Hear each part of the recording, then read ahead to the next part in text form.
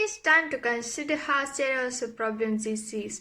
Let's look at some data gathered by various government agencies. This data is from census from 2010 and 2011. This percentage shows the fraction of people aged 12 and older who took various drugs over their lifetime. You can see that alcohol has a very high percentage, more than 80% of all people aged 12 or older have used alcohol in their lifetime. For other drugs, the percentage very greatly get smaller.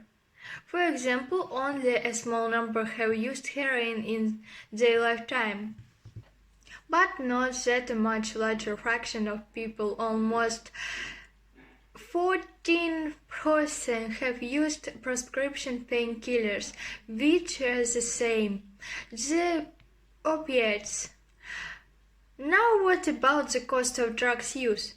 I think they are far greater than more people would imagine.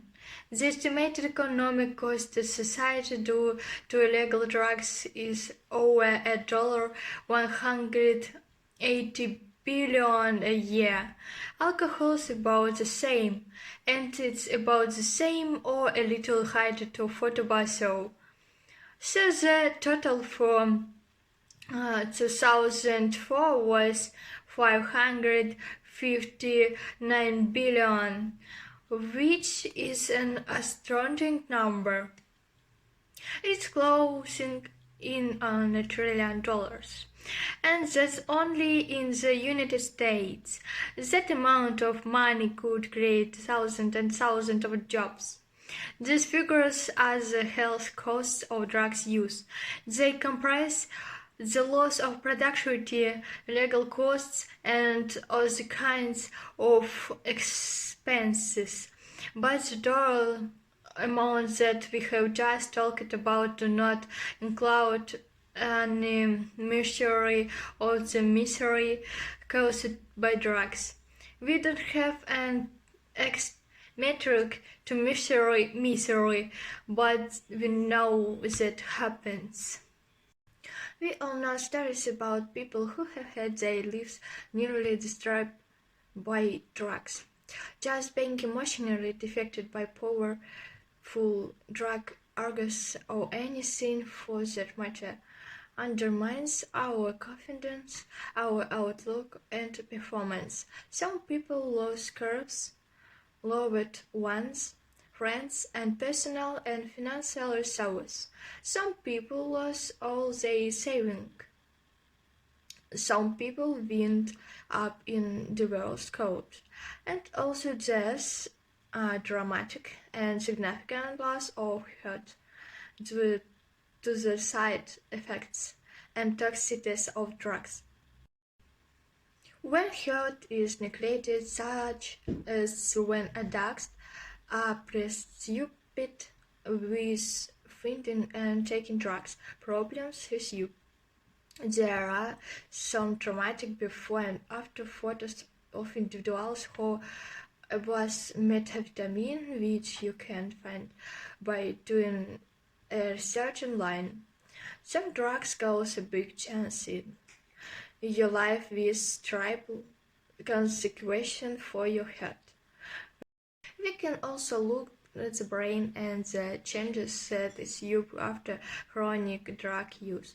Consider the prefrontal cortex, which is very important for our function. It's believed to enhance activities that we need to reach goals and to inhibit irreversible activities. It's involved in emotional regulation. This bar graph shows the volume of the prefrontal cortex, which is measured in brain scans. The volume of the healthy prefrontal cortex is shown by the bar on the left, and the volume of the prefrontal cortex in alcoholics is shown in the middle. Note the dramatic reduction in brain volume. The bar on the right is the volume of the prefrontal cortex in schizophrenic patients. And you can see that alcohol ultimately causes toxicity and a reduction in brain volume that is equivalent to what's found in seriously ill mental patients with schizophrenia. Now there is some questions as to whether the brain volume is reduced before people start drinking. But in general, it's accepted that the reduction in brain volume is mainly due to the consequences of drinking alcohol repeatedly over a long period of time. So you can see that there are very significant costs for getting caught in the web of compulsive drug taking. There is the economics cost which we can measure in dollars, and there is the cost is misery and hurt. Overall, it's high. After this video, please go to one of the websites and see if you can find out how the date below it breaks down. For example, what fraction of the cost of drugs use is due to the loss of working productivity. Until next time.